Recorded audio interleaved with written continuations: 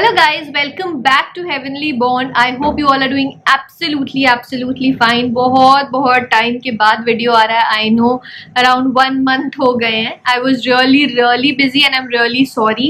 अब ऐसा नहीं होने वाला है. अब आपको रेगुलर वीडियोस जैसे मिलते रहते थे मिलते रहेंगे. प्लीज़ अपना प्यार हमें इसी तरह से देते रहिए. I'm really sorry कि इतने टाइम से हम गायब थे. कोशिश बहुत कर रहे थे बट पॉसिबल नहीं हो पा रहा था. बट आज finally we are here with you and to help you. किसी भी तरह की क्वेरीज अगर आपके होते हैं तो प्लीज़ कमेंट सेक्शन में हमसे पूछिएगा. हम ज़रूर से आपका रिप्लाई करेंगे. So today in this video I am going to talk to you about how to nurture a child's mental health. आज की डेट में मेंटल हेल्थ चाहे वो बच्चों की हो चाहे बड़ों की हो, मेंटल हेल्थ अच्छी होनी बहुत ज़्यादा इम्पॉर्टेंट होती है. स्पेशली अगर बच्चों की हम बात करें तो बच्चों को बचपन से ही इस तरह से हम नर्चर करें कि मेंटल हेल्थ उनकी बेस्ट रहे. ओवरऑल हेल्थ अच्छा होना ज़रूरी है बट मेंटल हेल्थ इम्पॉर्टेंट बहुत ज़्यादा होता है बिकॉज वो ओवरऑल बच्चों की हेल्थ पे भी इम्पैक्ट करने वाला है. सो आइए जानते हैं कि बच्चों की मेंटल हेल्थ को नर्चर्ड कैसे रखें, कैसे अच्छा रखें. वीडियो को एकदम लास्ट तक देखिएगा आप ताकि कोई भी पॉइंट मिस आउट ना कर दें. और वीडियो अच्छा लगता हो तो प्लीज़ थम्स अप ज़रूर दीजिएगा और साथ में चैनल को सब्सक्राइब करके बेल आइकन ज़रूर हिट कर दीजिएगा इन केस अभी तक नहीं किया है तो. So without due let's start with the video.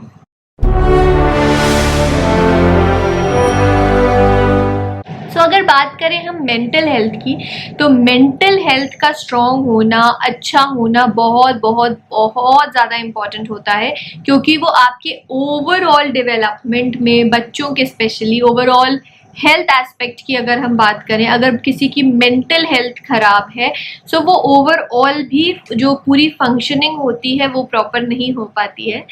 सो हम कुछ पॉइंट वाइज इसको डिस्कस करेंगे. कुछ बेसिस है जो मैंने इसमें क्राइटेरियाज बनाए हैं उसके बेसिस पे हम डिस्कस करने वाले हैं कि उसको हम कैसे अच्छा नर्चर करें बच्चों को कि लॉन्ग रन में जब वो बड़े भी हों तो किसी भी चीज़ का उनका नेगेटिव इम्पैक्ट ना आए, हर एक चीज़ का पॉजिटिवली उनके ऊपर अच्छा इम्पैक्ट हो, उनकी मेंटल हेल्थ एकदम बढ़िया रहे. सो स्टार्टिंग विथ सबसे पहला पॉइंट होता है कि हमको बच्चों की बातों को एक्टिवली सुनना चाहिए. कुछ हम उनको एडवाइस करें उसके पहले इम्पॉर्टेंट है कि वो क्या कहना चाहते हैं. बचपन से ही मैंने अपने पुराने वीडियोस में भी कहा है कि बच्चों की बातें सुनना बहुत ज़्यादा इम्पॉर्टेंट होता है कि उनके मन में क्या चल रहा है. अगर हम ये जान पाते हैं तो ही हम उनको सही एडवाइस दे पाते हैं. उनको अपनी तरफ से क्या एडवाइस देना चाहते हैं वो इम्पोर्टेंट बहुत ज़्यादा होता है बट उससे ज़्यादा इम्पोर्टेंट होता है कि हम उनकी बातों को सुने कि उनके मन में क्या चल रहा है. और अगर बचपन से ही इस तरह की हैबिट रहेगी तो हमेशा ही बच्चे अपने मन की बात आपसे शेयर करते रहेंगे. सो इस तरह से उनको ये लगेगा ना कि जो वो बोल रहे हैं, जो उनके थॉट्स हैं वो भी इम्पोर्टेंस रखते हैं. Second and a very important point, हम सबको अभी तक बच्चों को नर्चर करते हुए पालते पोसते ये समझ में आ गया है कि पेशेंस से बड़ी कोई भी चीज़ नहीं होती है. When we have to tackle our kids, बच्चों के साथ पेशेंट होना सबसे ज़्यादा इम्पॉर्टेंट होता है. वो कुछ भी कर रहे हैं, कुछ भी बोल रहे हैं, हमें तुरंत रिएक्ट नहीं करना है उस चीज़ पे. इन केस वो बदमाशी कर रहे हैं, कोई काम है जो गलत है, उनको आराम से बिठा के समझाना ही सबसे इम्पॉर्टेंट होता है. इसलिए पेशेंस रखना बहुत इम्पॉर्टेंट होता है. वो लॉन्ग रन में उनकी मेंटल हेल्थ पे काफ़ी ज़्यादा पॉजिटिव इम्पैक्ट दिखाने वाला है. थर्ड इम्पॉर्टेंट पॉइंट इज़ कि अपनी जो फीलिंग्स हैं, जो आपकी खुद की फीलिंग्स है जो उनके साथ आप शेयर करना चाहते हैं वो डेफिनेटली आपको शेयर करना चाहिए.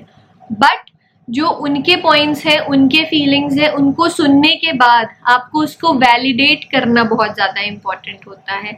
वैलिडेशन से हम ये समझते हैं कि इन केस उन्होंने अपनी कोई फीलिंग्स हमारे साथ शेयर की है, वो हमको सही नहीं लग रही है या हम चाहते हैं कि वो उनके माइंडसेट में ना फीड हो जाए, रादर जो हम बताना चाहते हैं वो फीड हो, तो हम अपनी इम्पोज करने से पहले हमको ये बताना इम्पोर्टेंट है कि जो वो कह रहे हैं वो सही क्यों नहीं है, या अगर सही है हाफ वे सही है, हाफ वे सही नहीं है। सो उसका प्रॉपर वैलिडेशन एग्जाम्पल के साथ प्यार से पेशेंटली बच्चों को हमें बैठा के समझाना है और उसके बाद अपनी बातों को उनको बताना है कि उनको क्या चीज़ कैसे करनी चाहिए। Another very very important point, बच्चों से कभी भी किसी बात पे हमें झूठ नहीं बोलना है, सच ही बोलना है। सच बोलेंगे तो उनको आपके ऊपर ट्रस्ट रहेगा। शुरू से ही अगर छोटी छोटी बातें बच्चे बहुत तेज़ी से कैच करते हैं, ये हम सब जानते हैं। सो इसलिए अगर कोई बेसिक सी चीज़ भी आप उनसे झूठ बोलते हो और सच छुपा ले जाते हो तो धीरे धीरे उन्हें लगने लगता है कि हमारे पेरेंट्स हमसे ये बातें सही नहीं बताते हैं, तो वो आपके ऊपर एक ट्रस्ट करना, आपके ऊपर ट्रस्ट इश्यूज होने लगते हैं बचपन से ही। ऑल्दो वो आपसे कुछ नहीं कहेंगे बट धीरे धीरे जो उनके मेंटल हेल्थ पे भी इम्पैक्ट करने वाला है। उसके बाद मेंटली वो ऐसा सोच लेते हैं कि हाँ, हमारे साथ अक्सर ऐसा होता है कि हमारे पेरेंट्स हमसे झूठ बोल देते हैं। इसलिए always tell the truth to your kids. Another very very important point is कि हम बच्चों को चाहते हैं कि उनका बिहेवियर बहुत बहुत अच्छा रहे, बेस्ट बिहेवियर रहे हमारे बच्चों का। एक मॉडल हेल्दी बिहेवियर जब हम उनके आगे वो प्रेजेंट करेंगे तभी वो चीज़ वो प्रैक्टिस करना स्टार्ट करेंगे। मैंने हमेशा अपने वीडियोस में ये कहा है कि आप जो भी करोगे वो ही बच्चे सीखेंगे। वो हमेशा अपने पेरेंट्स को, अपने गार्जियंस को, अपने बड़े जो भी उनके अराउंड होते हैं उनको कॉपी करने की कोशिश करते हैं। सो जो भी बिहेवियर आप उनके सामने प्रेजेंट करते हो वो ही वो डेफिनेटली कॉपी करने वाले हैं। सो इसलिए जो आपका बिहेवियर है या आपके घर में जो भी लोग बच्चों के अराउंड रहते हैं, जो ज़्यादा रहते हैं, उन लोगों का बिहेवियर, वो एक मॉडल जो आप चाहते हैं कि बच्चों का बिहेवियर इस पर्टिकुलर तरीके का रहे, वैसा बिहेवियर आपका होना चाहिए, तो वो डेफिनेटली उसी तरह से कॉपी करेंगे और बच्चे उसी तरह से रहेंगे। इसी पॉइंट के कंटिन्यूएशन में है कि बिकॉज हमने कहा कि मॉडल हेल्दी बिहेवियर होना चाहिए, सो इसीलिए बच्चों को हमें उन्हीं अडल्ट्स के अराउंड सराउंड करना चाहिए, उन्हीं लोगों के अराउंड बच्चों को रहना चाहिए जो एक मॉडल बिहेवियर बच्चों को दे सकें, जो हेल्दी अडल्ट्स कहे जा सकते हैं। हेल्दी इन द सेंस ये वाले हेल्दी नहीं, ये वाले हेल्दी। सो ऐसे लोगों के अराउंड ही बच्चों को ज़्यादा से ज़्यादा रखने की कोशिश करिए, ताकि वो चीज़ें जो बच्चे ग्रास्प कर रहे हैं, जो बच्चे उनसे एक्सट्रैक्ट कर रहे हैं, उनकी हैबिट्स और सारी चीज़ें, सो वो क्योंकि हेल्दी है तो बच्चों को भी हेल्दी ही एडवाइसेस देंगे और साथ में बच्चे भी हेल्दी रहेंगे। इसके साथ ही बच्चे हमारे आजकल इतने ज़्यादा स्मार्ट हो गए हैं कि अगर पेरेंट्स ने कुछ भी प्रॉमिस कर दिया है सो वो आपके पीछे पड़ जाएंगे कि आपने ये प्रॉमिस किया था आपको करना है। सो आपको कंसिस्टेंट रहना है, वो ही चीज़ प्रॉमिस करिए, वो ही चीज़ बच्चों को बोलिए जो कि आप एक्चुअली कर पाते हो। लाइक मैंने कहा था, ऑलवेज स्पीक द ट्रूथ। तो बच्चों को वो ही चीज़ें बताइए, वो ही चीज़ें प्रॉमिस करिए जो आप एक्चुअल में उनके लिए कर सकते हैं और जो उनके लिए सही है। गलत चीज़ें कभी भी प्रॉमिस मत करिए कि हम आपके लिए ये चीज़ करेंगे, वो चीज़ करेंगे, अगर आप ये कर लेते हो तो ऐसा नहीं करना है।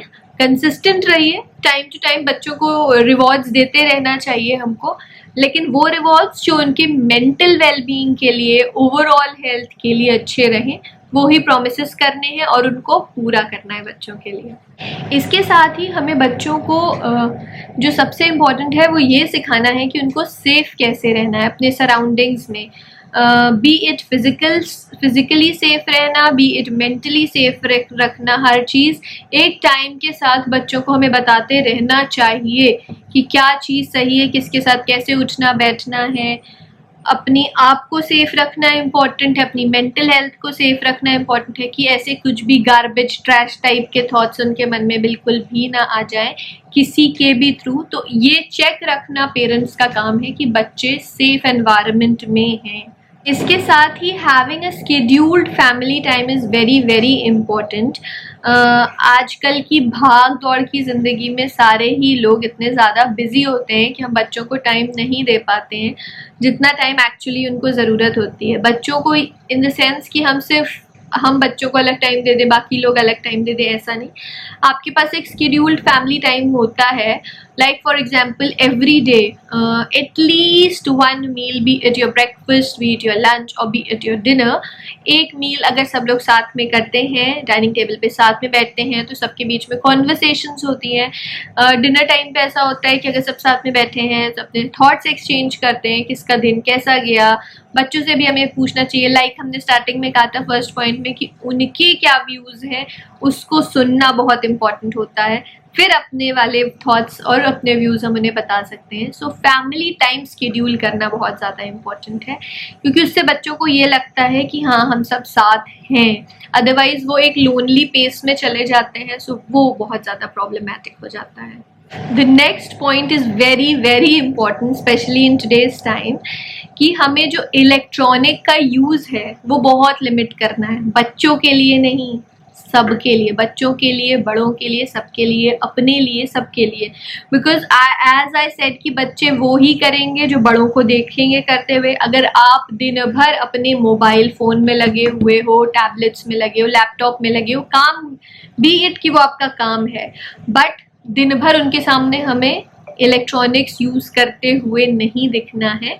सो उनको भी रहेगा कि हाँ एक टाइम लिमिट होती है, बस इसी टाइम लिमिट में हमको इलेक्ट्रॉनिक्स यूज़ करने हैं, and that's it. Another very very important thing जो कि मुझको भी पर्सनली लगता है कि बहुत इंपॉर्टेंट होता है, कि बच्चों को रीच आउट करना और उनको हग करना वो बहुत इंपॉर्टेंट होता है। बिकॉज जो एक अफेक्शन होता है, फिजिकल एक्सचेंज जो होता है अफेक्शन का, वो बहुत ज़्यादा इम्पॉर्टेंट होता है सबकी लाइफ में। स्पेशली बच्चों को नर्चर करते समय ये चीज़ें बहुत ज़्यादा इम्पॉर्टेंट होती है।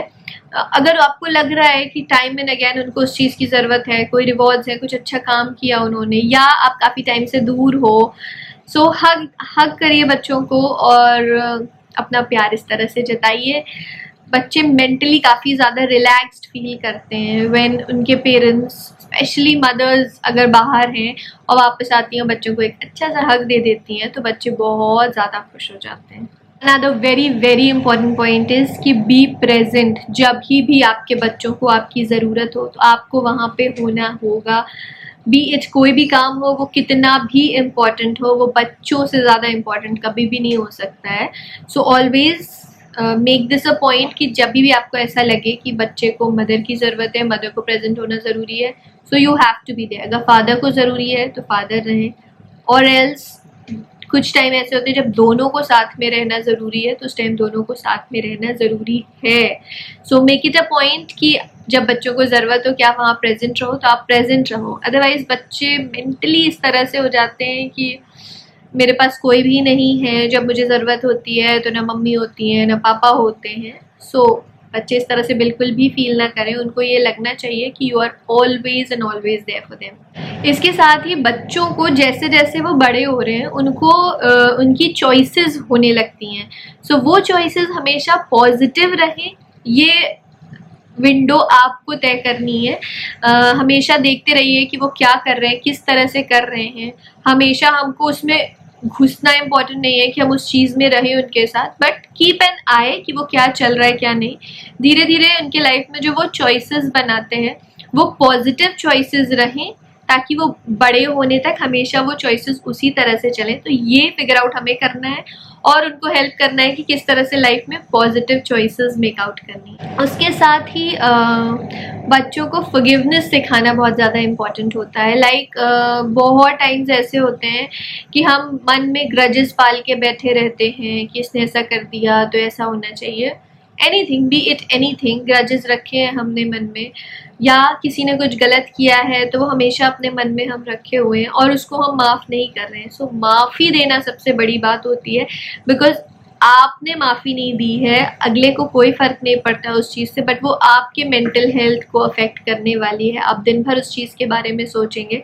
अपनी एंड से चीज़ें हमेशा साफ़ होनी चाहिए। तो बच्चों को भी इसी तरह से हमें सिखाना है कि किसी ने भी कुछ भी किया है, हमेशा फॉरगेट एंड फॉरगिव, वो सबसे इम्पॉर्टेंट होता है। किसी को फॉरगिव कर देना बहुत बहुत ज़्यादा इम्पॉर्टेंट होता है। एंड लास्टली बच्चों को हमें रिस्पेक्ट करना सिखाना है, दूसरों की भी और खुद की भी। मेक इट अ पॉइंट कि हम उनको ये सिखाते हैं कि अगर आप खुद की रिस्पेक्ट करते हो तभी अगला आपकी रिस्पेक्ट करेगा, और उसके साथ ही रिस्पेक्ट लेने भी आना चाहिए। बिकॉज अगर आप किसी भी रिलेशनशिप में कहीं पर भी हो और एक बाउंड्री सेट है आपकी, सो अल्टीमेटली वो चीज़ें रिस्पेक्ट की तरफ जाती हैं। सो सबसे पहले बच्चों को सिखाइए कि उनको खुद की रिस्पेक्ट करनी है, उसके साथ साथ धीरे धीरे जैसे वो बड़े होते जाएंगे उनको हमें इस तरह से नर्चर करना है कि दूसरे भी उनकी रिस्पेक्ट करें। हर कोई चाहता है कि दूसरे हमारी रिस्पेक्ट करें, बट हम ये नहीं समझते हैं कि पहले हमें खुद की रिस्पेक्ट करनी चाहिए, उसके बाद अगला हमारी रिस्पेक्ट करेगा, और उसके साथ ही रिस्पेक्ट लेने भी आना चाहिए। सो ये कुछ चीज़ें हैं जो आई थॉट आपके साथ शेयर करना इम्पोर्टेंट है। धीरे धीरे ये चीज़ें अगर हम बच्चों के अंदर इनकलकेट करेंगे, बच्चों के अंदर, बच्चों के दिमाग में डालेंगे, रेगुलर एक्टिविटीज़ के थ्रू, उनसे बातचीत के थ्रू, ये सारी चीज़ें उनके अंदर अगर इनकलकेट कर देते हैं, so we'll be really blessed कि हमारे बच्चों की मेंटल हेल्थ अच्छी होने वाली है। और looking at the present times and present situations, mental health strong होना बहुत ज़्यादा इम्पॉर्टेंट होता है। आई होप आपको इस वीडियो से थोड़ी सी भी हेल्प मिली हो, तो प्लीज़ लाइक करिएगा और इस वीडियो को सबके साथ शेयर करिएगा, बिकॉज आई वांट कि हर किसी तक ये चीज़ें पहुंच जाएं। कोई भी क्वेरीज है कमेंट सेक्शन में ज़रूर पूछिएगा, हम आप पे जल्दी से जल्दी रिप्लाई करने की कोशिश करेंगे। Bye bye guys, stay blessed and stay safe.